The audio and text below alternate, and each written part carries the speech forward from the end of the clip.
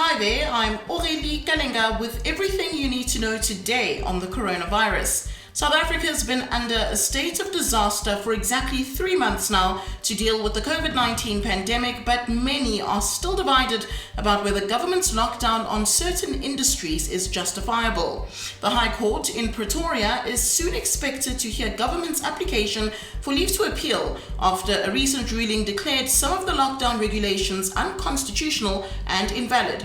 Several rules like exercising or walking your dog quickly turned into sensitive, confusing and politically charged matters. An unprecedented decision by government to ban the sale of alcohol and tobacco for at least 2 months resulted in a significant decline in the crime rates, but also led to a windfall for the black market.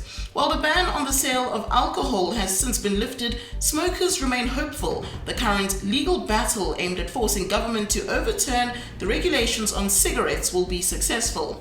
Let's turn focus to the Eastern Cape now. The DA wants the Provincial Health Department to be placed under administration, claiming it is not effectively tackling its coronavirus outbreak. The party's written to the Health Minister asking him to step in. The Eastern Cape has so far recorded more than 10,000 coronavirus infections and 227 deaths. In the latest plot twist due to COVID-19, the Soweto Marathon has been cancelled. Organizers say they do not take the risk of hosting 40,000 people in November lightly. And further afield, South Korea is facing another wave of coronavirus infections. There are warnings the country could have as many as 800 new cases a day by July if government does not introduce stricter social distancing guidelines.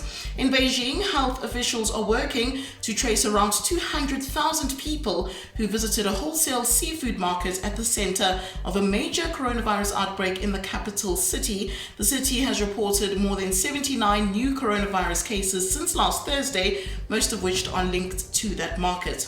For more on the pandemic, you can go to ewn.co.za/coronavirus.